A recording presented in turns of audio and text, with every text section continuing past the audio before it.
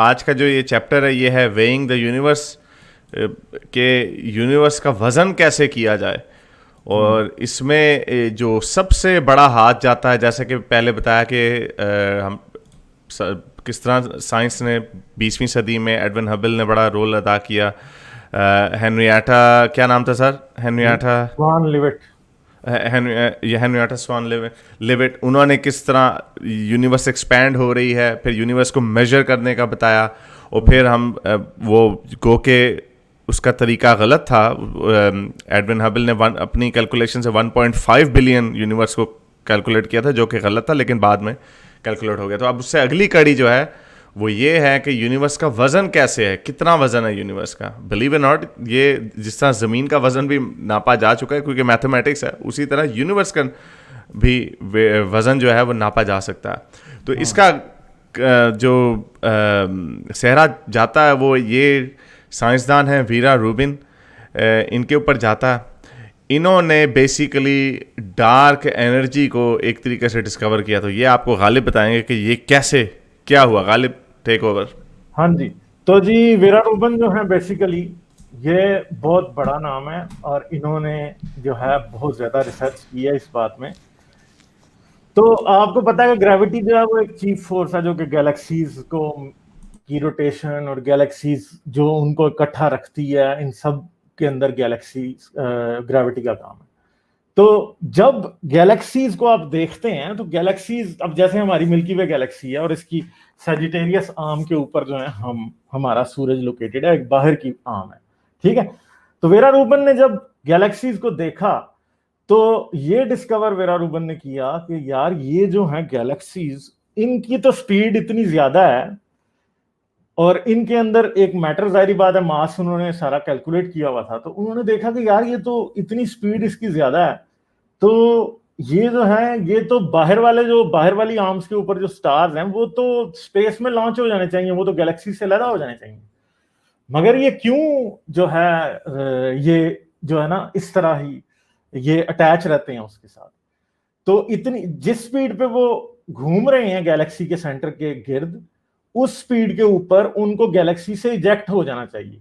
और जितना भी मास गैलेक्सी के अंदर है, जैसे मिल्की वे गैलेक्सी के अंदर है, तो वो मास इतना नहीं है कि वो बाहर वाले स्टार्स को जो कि इतनी हाई स्पीड्स के ऊपर ट्रेवल कर रहे हैं उनको वो अपने ग्रेविटेशनल लॉक के अंदर रख सके।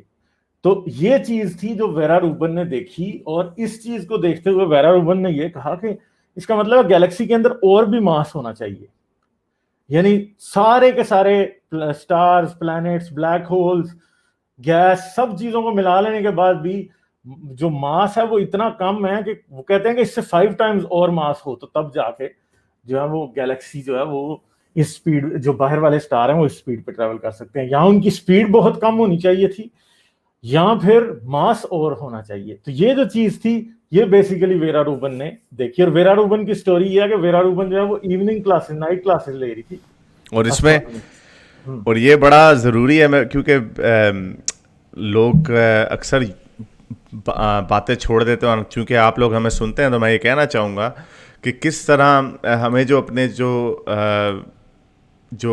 जो लॉजिक्स बनाते हैं अपनी, उसके पीछे एक सॉलिड रीजनिंग होती है। तो आपने अक्सर सुना होगा लोग कहते हैं ओ यार इसको तो ये नहीं पता, इसको वो कैसे पता होगा।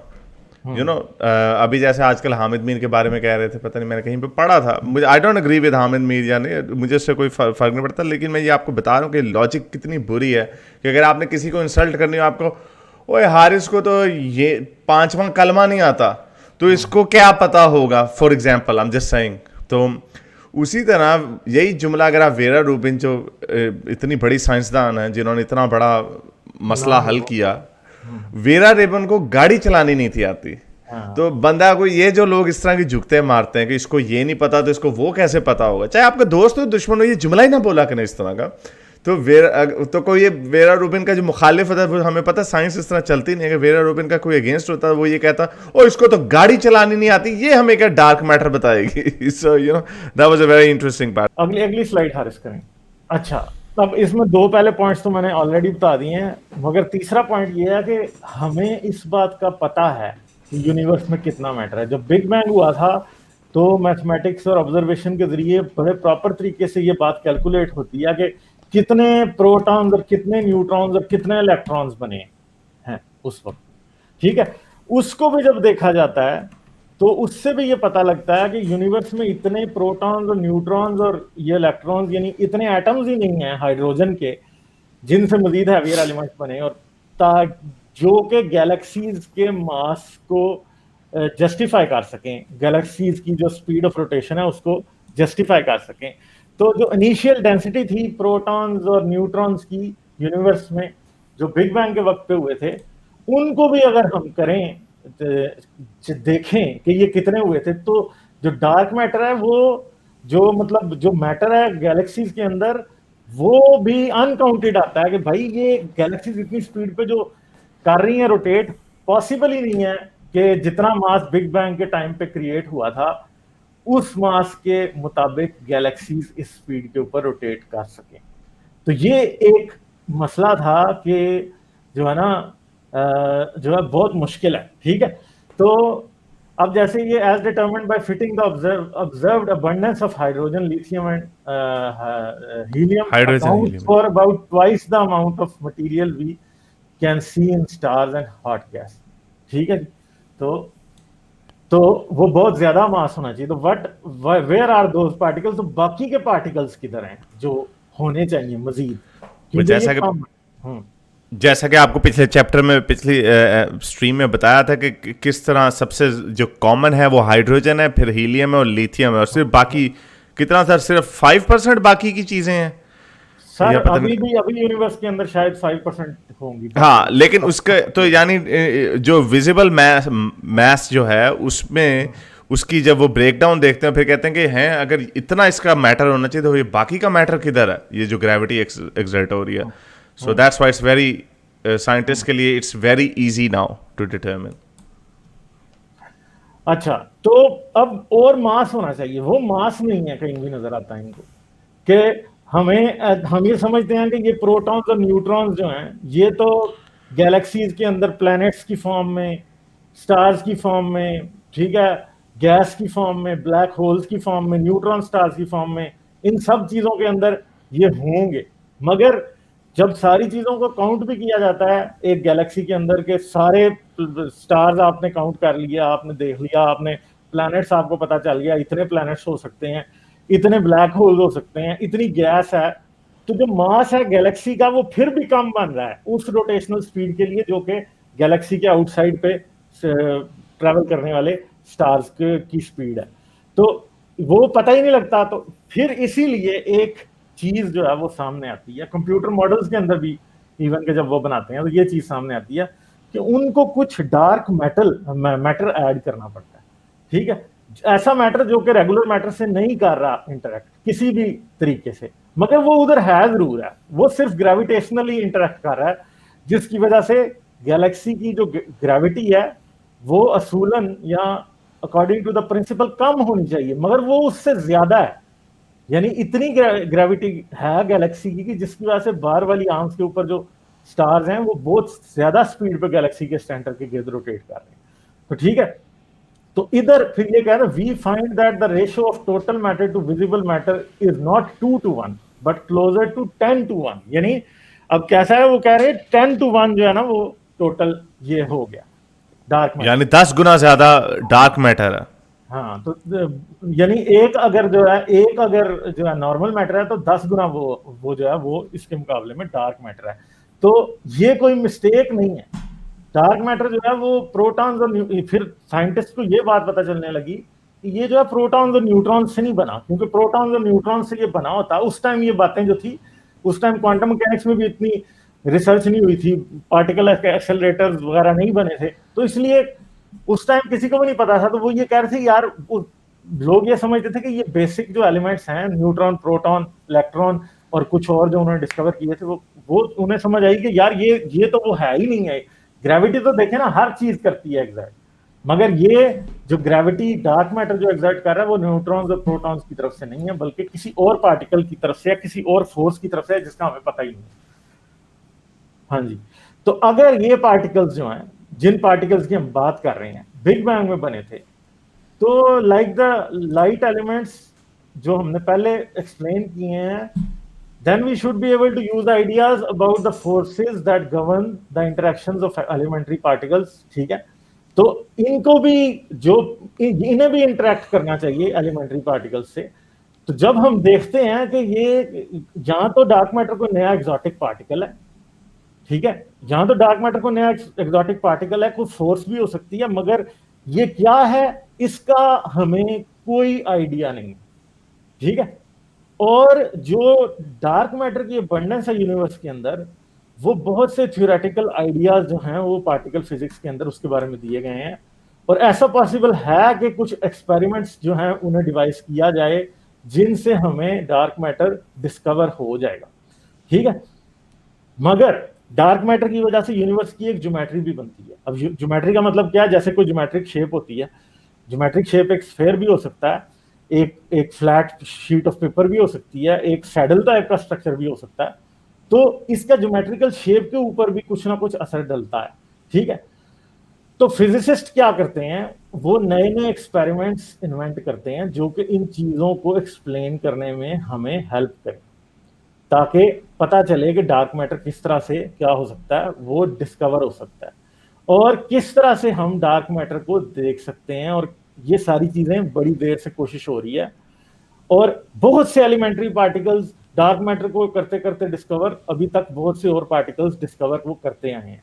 और हर ये जो एलिमेंट्री पार्टिकल है जो कि डार्क मैटर का जो है ना कैंडिडेट है, अगर वो कोई साबित हो जाता है उनमें से कोई भी सच्चा, तो कई किस्म की और पॉसिबिलिटीज निकल आएंगी। तो फिर क्या होगा, डार्क मैटर जो पार्टिकल्स हैं उनसे फिर हमें जारी बात है कोई एक नई फील्ड खुल जाएगी। मगर डार्क मैटर आज तक जो है डिस्कवर होने में नहीं आ रहा। उन्होंने एक्सपेरिमेंट ऐसे भी किए हैं कि स्पेस में डिटेक्टर्स लगा दिए, और जमीन के अंदर 1-1 किलोमीटर नीचे जाके बड़ी बड़ी गारों के अंदर उन्होंने डिटेक्टर्स लगाए हैं कि जहां पे बाकी की जो हमारे, क्योंकि सरफेस के ऊपर बहुत सारी वेव्स वगैरह होती हैं, और जारी बात है कि रेडियो वेव्स होती हैं और चीजें होती हैं, तो ऐसी जगहों पे लगाए हैं जाके कि जहां पे कोई इंटरफेरेंस हो ही ना। मगर अभी तक हमें जो है ना वो है नहीं मिल सका डार्क मैटर। तो मगर उसके इफेक्ट्स हमें हर जगह पे नजर आते हैं, और हमें ये पता है कि डार्क मैटर जो है वो रेगुलर मैटर से ज्यादा है, और उसकी नेचर को फाइंड करना हमारे लिए काफी जरूरी है। और अगर हमें पता चल जाएगा कि डार्क मैटर क्या है, तो मोस्ट प्रॉब्ली हमें ये भी पता चल जाएगा कि यूनिवर्स शायद किस तरह से एंड होगा, ठीक है। तो पीछे हमने आइंस्टाइन की थ्योरी ऑफ रिलेटिविटी की बड़ी बात की, ठीक है, और आइंस्टाइन ने अपनी थ्योरी के अंदर काफी ऐसी चीजें डाली थी शुरू में जो उसने बाद में निकाल दी, और उसने अपनी गलती क्या क्या निकाली, मगर उसका चक्कर क्या है वो भी देखते हैं। तो जब आइंस्टाइन ने अपनी थ्योरी ऑफ रिलेटिविटी बनाई, तो इसके हार्ट के ऊपर एक पॉसिबिलिटी थी। वो पॉसिबिलिटी क्या थी कि स्पेस टाइम जो है वो कर्व होता है। जैसे कि ये जो साथ मैंने तस्वीर लगाई है, इस तस्वीर में क्या है कि स्पेस टाइम को एक चादर की तरह शो किया गया, और जब जमीन एक मास है, जब दरमियान में उसके वो पड़ा होता है, तो चादर क्या है, दरमियान में से धंस जाती है, ढलक जाती है, ठीक है। तो ये जो थ्योरेटिकल आइडिया है, ये पहले एक स्पेकुलेशन थी बिल्कुल 1990, मगर बाद में जब इसको वो आर्थर एडिंगटन ने इसको क्या किया, सोलर एक्लिप्स हुआ था जब, और सोलर एक्लिप्स के दौरान उसने ऑब्जर्व किया कि सूरज की वजह से क्या स्पेस टाइम जो है सूरज के गिर्द बेंड होता है। अगर स्पेस टाइम सूरज के गिर्द बेंड होता है, तो फिर सूरज के पीछे कुछ ऐसे स्टार्स हमें नजर नहीं आने चाहिए जो कि क्या हैं, वो क्या होंगे, वो सूरज के पीछे हैं, मगर फिर भी अगर वो हमें नजर आ रहे हैं, तो हमें पता लग रहा है कि सूरज जो है वो क्या कर रहा है, स्पेस टाइम को बेंड कर रहा है। तो हमें ये वो आर्थर एडिंगटन ने जो स्पेस टाइम के कर्वेचर को साबित किया था, बेसिकली वही जो थी वो जनरल रिलेटिविटी की थ्योरी की क्या थी, वो इक्वेशन थी, वो थी उसका सबूत थी। और वो पीछे जो रिफ्लेक्शन थी, जो पीछे जो सितारे थे, वो डिस्टॉर्ट हो रहा था इमेज। वो इस वजह से हो रहा था क्योंकि जो स्पेस टाइम जो सूरज के गिर्द है वो वाकई बैंड हो रही थी, क्योंकि आंख से तो नजर नहीं आता। तो जो लाइट उसमें से गुजर रही है उस बेंट कर्वेचर में से, वो ऑब्वियसली डिस्टॉर्ट होगी। तो और ये मैं ख्याल आइंस्टाइन को लेके गया था वो, या दिखाया था उसने आइंस्टाइन को? नहीं, वो फिर बाद में आइंस्टाइन से मिलने आया था एडिंगटन, ओके, बाद में मिलने आया। तो अगर स्पेस जो है वो कर्व होती है, तो इसका मतलब है कि पूरे यूनिवर्स की भी कोई ज्योमेट्री होगी, ठीक है। कि यूनिवर्स भी कर्व होता है कि नहीं। इस चीज को देखने के लिए हमें यूनिवर्स के अंदर जितना सारा मास है वो डिस्कवर करने की जरूरत है, फिर हमें पता चलेगा कि क्या यूनिवर्स बैंड हो रहा है कि नहीं। ठीक है, तो अब ये जो ज्योमेट्री है यूनिवर्स की, तीन तरह की हो सकती है। एक ओपन, जिस तरह घोड़े की काठी होती है, दूसरी फ्लैट जिस तरह एक सफा होता है, और क्लोज जो है वो एक स्फेयर की तरह हो सकती है।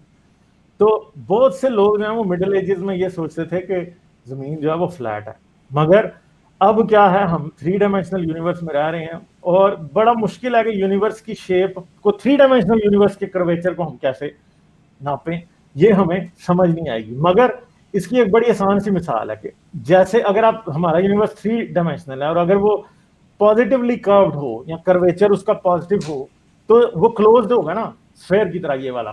ठीक है, तो ये जो उसमें ये होगा कि अगर इसके ऊपर आप खड़े हो जाएं और आप सीधा यूं देखना शुरू करें और आप बहुत दूर देखें, तो आपको अपने सर का पिछला हिस्सा नजर आ जाएगा। ठीक है, जमीन के ऊपर तो ऐसा नहीं होता, मगर यूनिवर्स का कर्वेचर ऐसा है कि वो लाइट भी उसके साथ कर्व होती है। तो अगर यूनिवर्स हमारा वाकई कर्व हो तो क्या होगा कि आप यूनिवर्स में एक जगह खड़े हो जाएं और आप एक कैमरा लगा दें एक सैटेलाइट के ऊपर, हबल टेलीस्कोप को एक तरफ आप पॉइंट करें, तो हबल टेलीस्कोप जब स्पेस में देखती जाएगी तो उसे बहुत दूर अपनी ही बैक नजर आ रही होगी।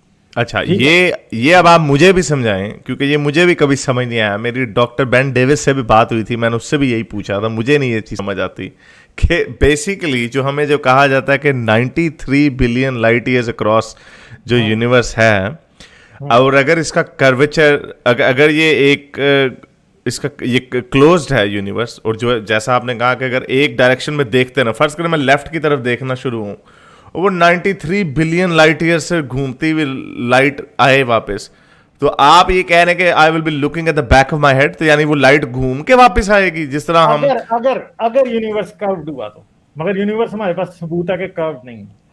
93 बिलियन लाइट ईयर्स जो है वो बेसिकली सिर्फ ऑब्जर्वेबल यूनिवर्स है, हाँ, क्योंकि वहां से लाइट आज तक हमारे पास आई है। और उससे आगे 93, आ भी नहीं सकती, क्योंकि वो जो यूनिवर्स एक्सपैंड हो रही है वो बड़ी फास्ट है। और ओके, फर्ज करें आज हम 93 बिलियन ईयर्स पे पहुंच जाए यहां से, ठीक है एकदम, तो उससे आगे फिर 93 बिलियन ईयर्स का एक और यूनिवर्स नजर आएगा।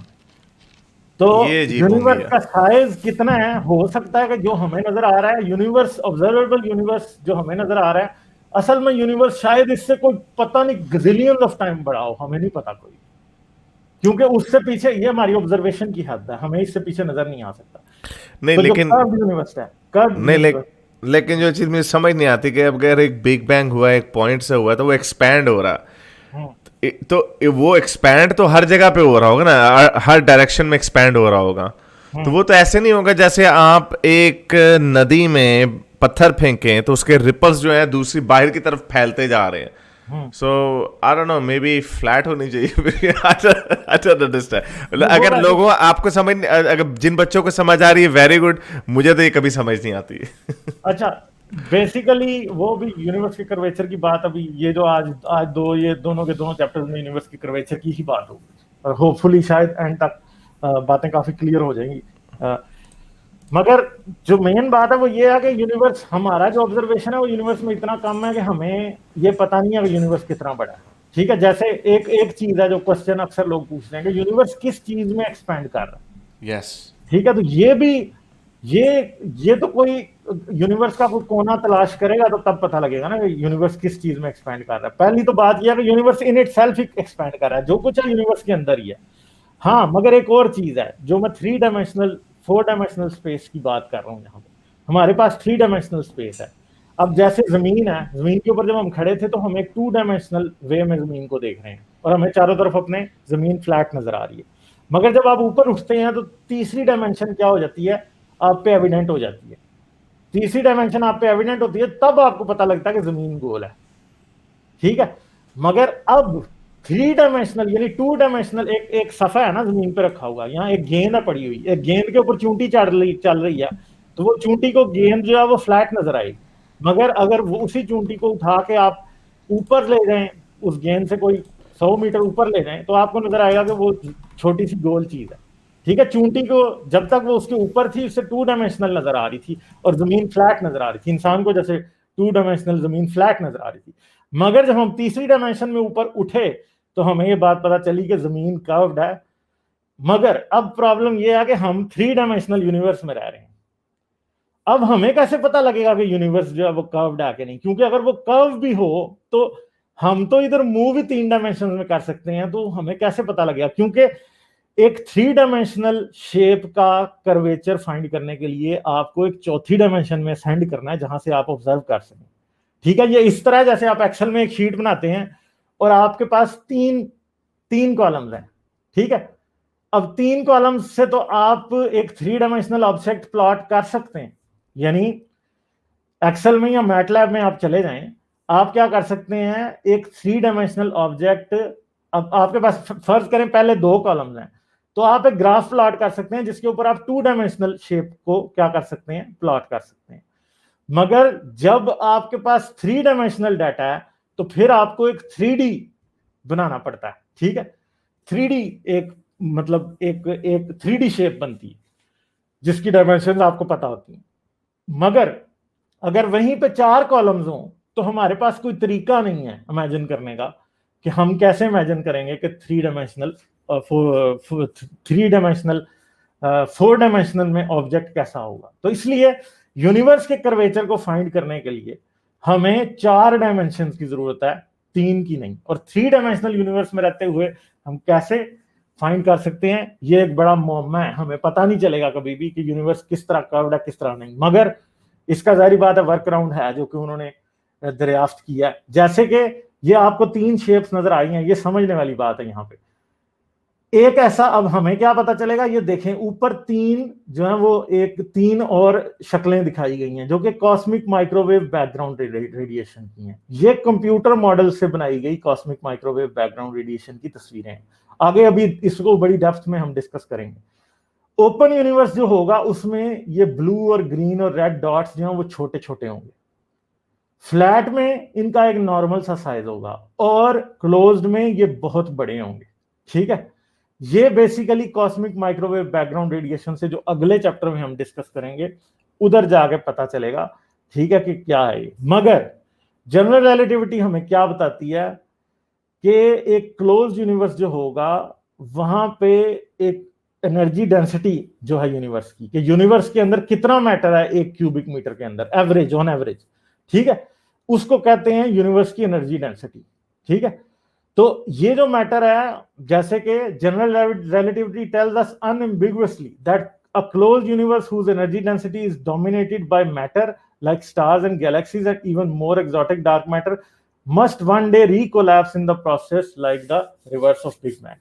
तो एक क्लोज यूनिवर्स कैसा होगा, ऐसा यूनिवर्स जो कर्व्ड है वो ऐसा होगा कि उसमें एक दिन, जिस तरह इधर बिग बैंग हुआ था ना कि सब कुछ एक दिन अलग हो गया और यूनिवर्स एक्सपेंड कर गया, इसी तरह वो कॉन्ट्रैक्ट कर जाएगा वापस। और क्या होगा कि सारे का सारा यूनिवर्स बिग बैंग के बाद फिर किसी टाइम पे जाके कोलैप्स कर जाएगा वापस।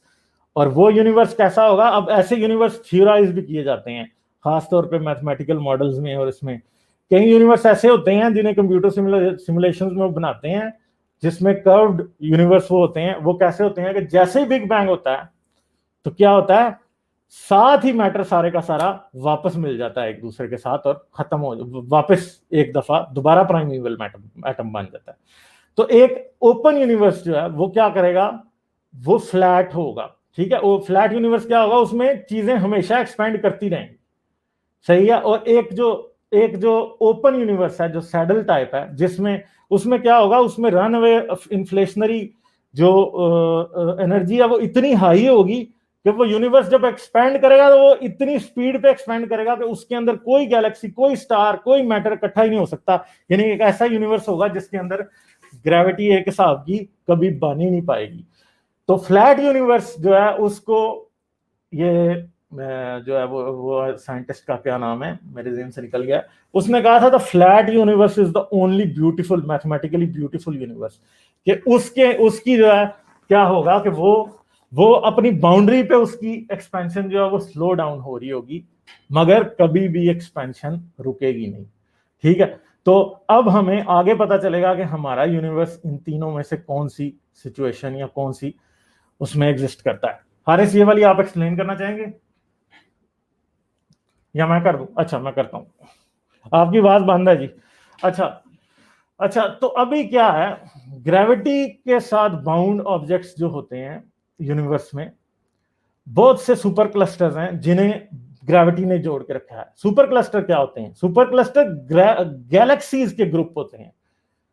एक क्लस्टर होता है, जैसे हमारी जो गैलेक्सी है, हमारी गैलेक्सी जो है वो वर्गो सुपर क्लस्टर का हिस्सा है, मगर हमारा जो क्लस्टर है उसे क्या कहा जाता है?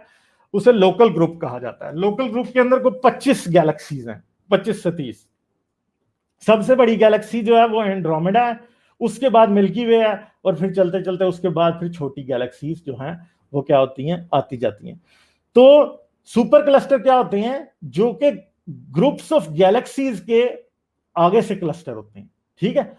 और अब क्या है कि जो हमारे यूनिवर्स में सबसे बड़े जो फोर्स ऑफ ग्रेविटी के जरिए जुड़े हुए ऑब्जेक्ट्स हैं, ठीक है, जिन्हें सुपर क्लस्टर्स ऑफ गैलेक्सीज कहा जाता है। हमारी गैलेक्सी खुद जो है वर्गो सुपर क्लस्टर में है, और जिसका जो सेंटर है वो तकरीबन हमारी गैलेक्सी और एंड्रोमेडा गैलेक्सी के दरमियान में एक पॉइंट है, जो कि 60 मिलियन लाइट ईयर्स हमसे दूर है।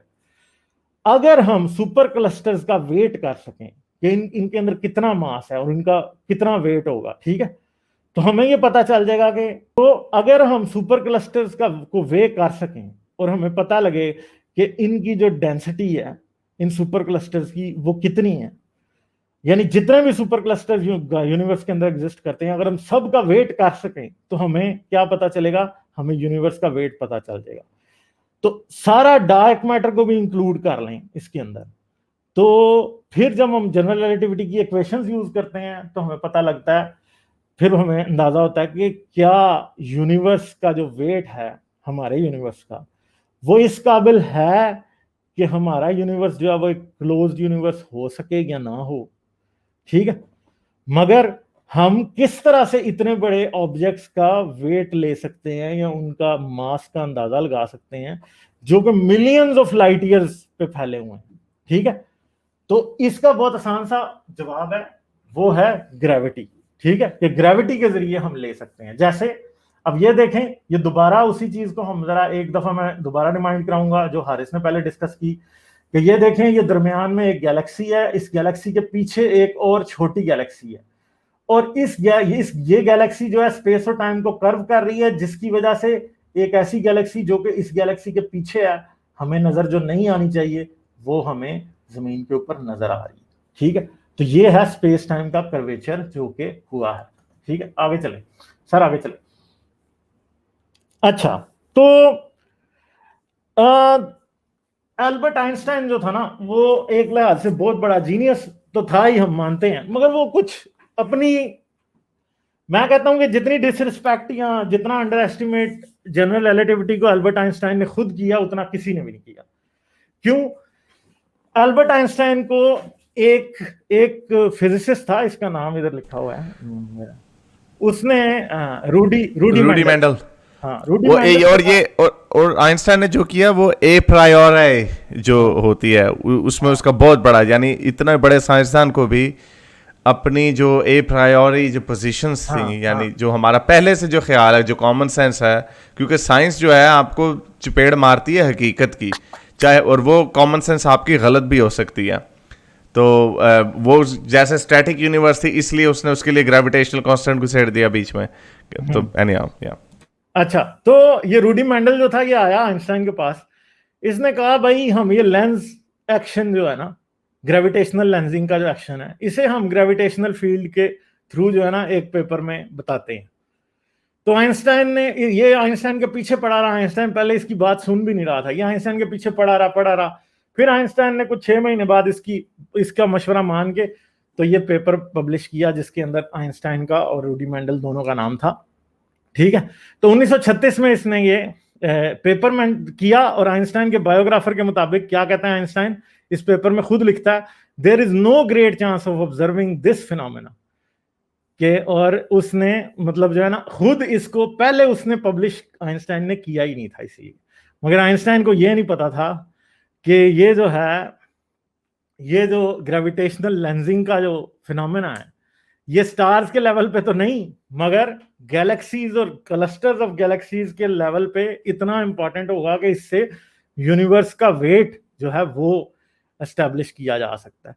ठीक है, तो अब आप ये एक तस्वीर देख रहे हैं इधर, इस तस्वीर में आप देख रहे हैं कि दरमियान में एक गैलेक्सी है, ठीक है, जो कि काफी ब्राइट हमें नजर आ रही है, और इसके गर्द पूरा एक रिंग सा बना है, और आपको फिर बार बार आपको ऐसे नजर आ रहा है जैसे ये जो दो स्टार्स है ना ऊपर, और दो स्टार्स जो टॉप राइट तरफ एक आपको नजर आ रहे हैं इस सर्कल के, और फिर दो नीचे आपको वापस नजर आ रहे हैं, बिल्कुल ये वाले दो, ये बेसिकली सेम स्टार्स हैं। ठीक है, असल में जो लाइट इस गैलेक्सी की वजह से जो ग्रेविटेशनल लेंसिंग हो रही है वो क्या कर रही है, इस गैलेक्सी के पीछे एक गैलेक्सी है जो कि पूरी वाइट आपको एक पूरी गोल दायरे की शक्ल में नजर आ रही है। फिर आपको बहुत से ऑब्जेक्ट ऐसे हैं जो एक दूसरे का मिरर इमेज आपको नजर आ रहे हैं दोनों तरफ।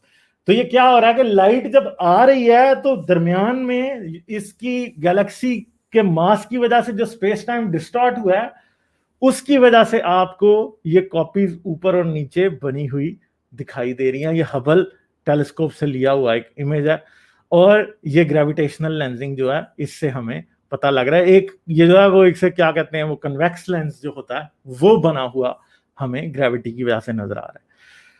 तो फिर जब ग्रेविटेशनल लेंसिंग की बात आती है तो इसके जब इधर एक और साइंटिस्ट का नाम था, मेरे ख्याल में इधर किसी और का लिखा हुआ है या नहीं, वो अगले पेज पे शायद, अच्छा तो यहाँ पे हाँ फ्रिट्ज विट्ज़विकी की बात आती है। हाँ ठीक है, सही है, इधर ये भी ठीक है।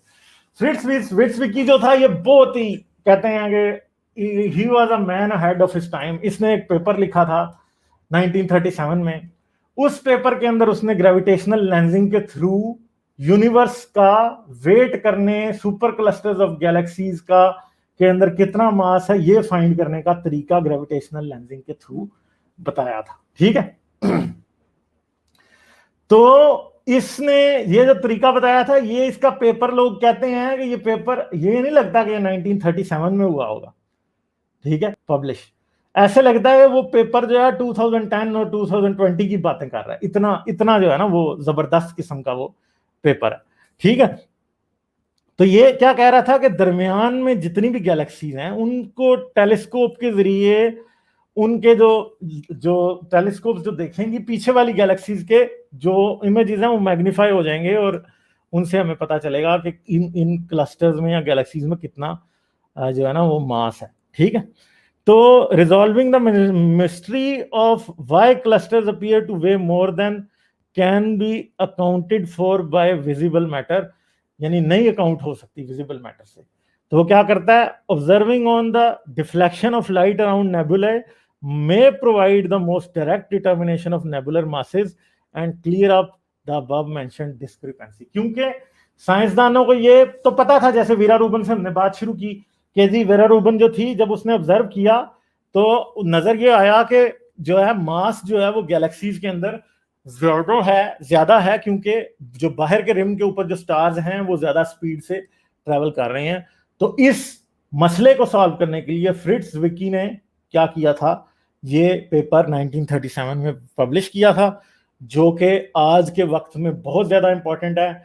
और आज जो बड़ी बड़ी टेलीस्कोप्स और बड़ी बड़ी ऑब्जर्वेटरीज जो स्पेस में डाली जा रही हैं वो सारी इस प्रिंसिपल पे काम करती हैं, ताकि और यूनिवर्स की मैपिंग ही इस ग्रेविटेशनल लेंसिंग के तरीके से की जा रही है। ठीक है, तो ग्रेविटेशनल लेंसिंग क्या है, वो यूनिवर्स का वेट करने में भी लार्ज क्लस्टर्स के लिए बड़ी जरूरी है। तो ये भी एक हबल का डीप फील्ड इमेज है, एक आप इसे देख सकते हैं। इसमें भी आपको वही फिनोमेना नजर आ रहा है कि ऊपर और नीचे आपको गैलेक्सीज रिपीट होती हुई एक क्लस्टर ऑफ गैलेक्सीज की वजह से आपको नजर आ रही है।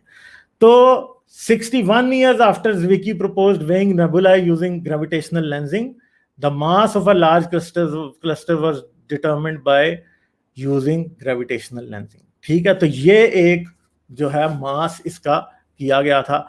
तो टोनी टाइसन एक एस्ट्रोनॉमर है और उनका जो एक उनके अंडर एक जो ग्रुप था कर रहा कॉपी रिसर्च, उसने ये तस्वीर ली जो कि कलरफुल तस्वीर है जिसे CL0024 +1654 कहा जाता है। ये तकरीबन ये क्लस्टर है जो कि 5 बिलियन लाइट ईयर्स के फासले पे है। यानी जिस वक्त हमारा सूरज बन रहा था, ये जो लाइट आज जो हमने तस्वीर ली है, ये उस वक्त की लाइट से आज ये क्या है, बना भी नहीं था। यानी हमारे यूनिट, हमारे सूरज के पैदा होने से पहले की लाइट है जिसको इन्होंने देखा।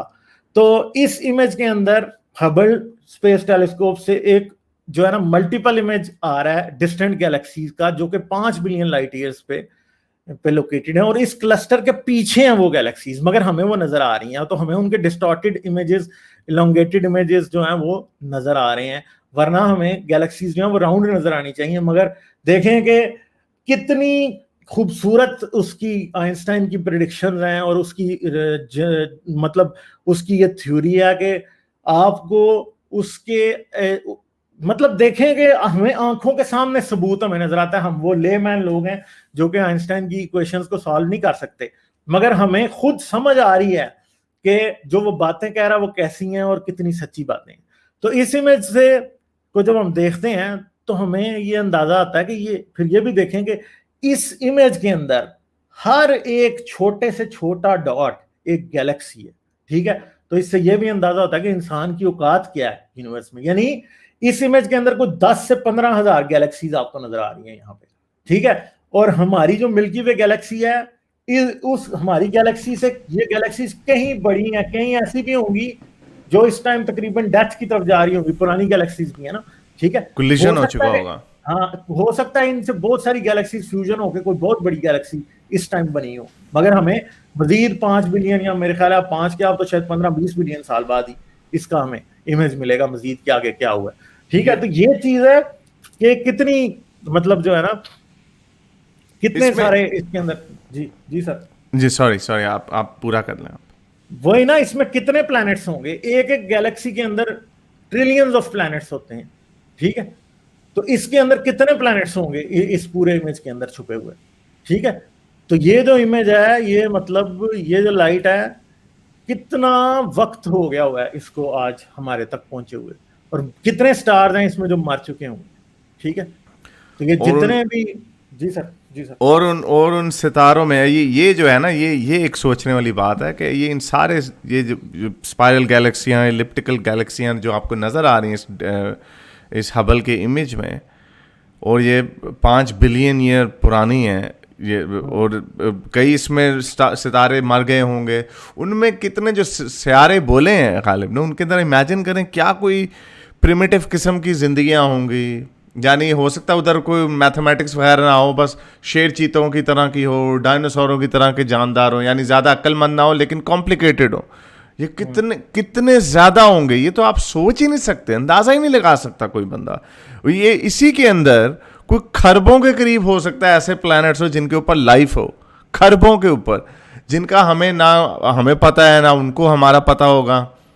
इसीलिए वो कार्ल सेगन का बड़ा ज़बरदस्त कॉल है कि जब यूनिवर्स को और जैसे बताया हम ले पर्सन है, हम अभी साइंसदान भी नहीं है, अब जैसे ले पर्सन है हम देख रहे हैं। और ये इतनी एक वो झुरझुरी डालने वाली फ़ोटो है आपकी, वो जो बैकबोन में जो आती है, कि इसके अंदर वो कार्ल सेगन का कॉल था कि जब हम यूनिवर्स को देखते हैं तो हमें पता चलता है कि ये इतनी बड़ी यूनिवर्स है, इतनी पेचीदा यूनिवर्स है, और इतनी होलनाक भी है, ख़तरनाक भी है, प्यारी भी है, खूबसूरत भी है।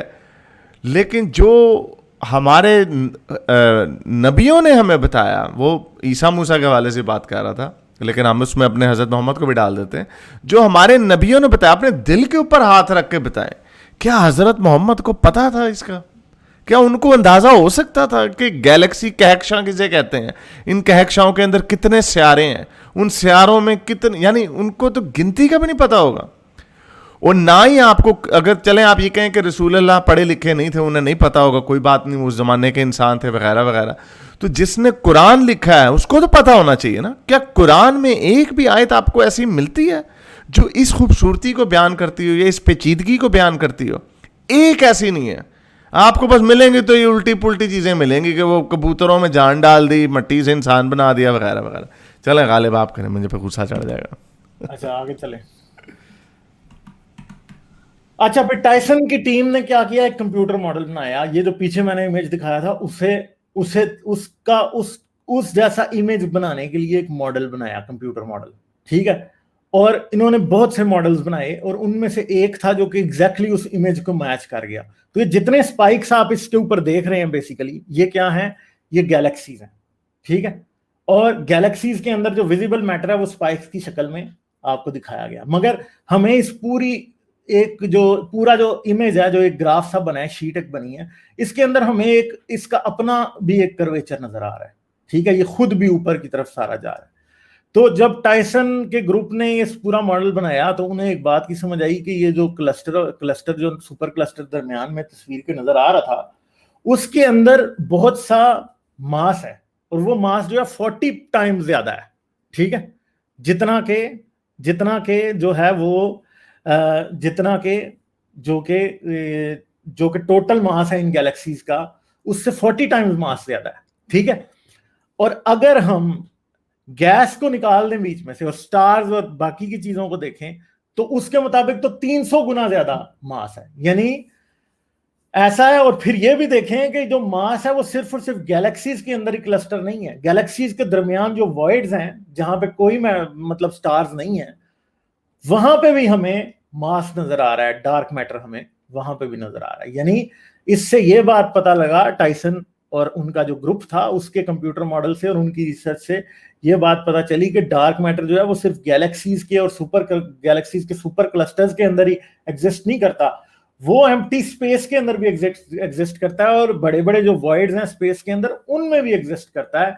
इवन के गैलेक्सीज के दरमियान भी स्पेस में डार्क मैटर एग्जिस्ट करता है।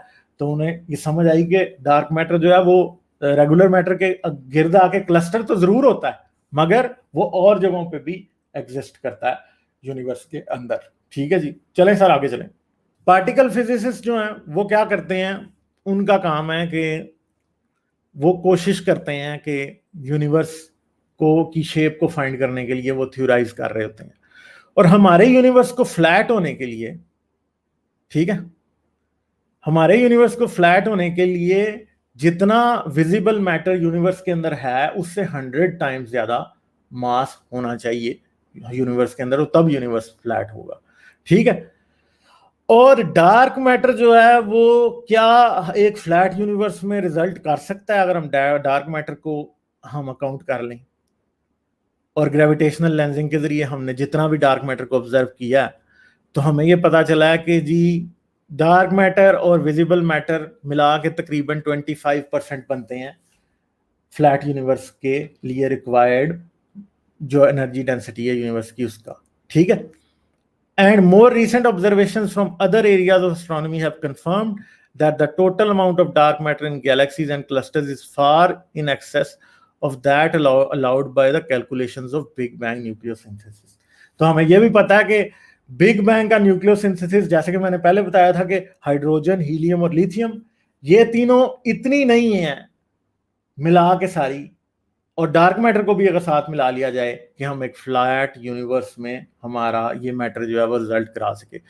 We do not know what dark matter is, हमें नहीं पता डार्क मैटर क्या है, ठीक है।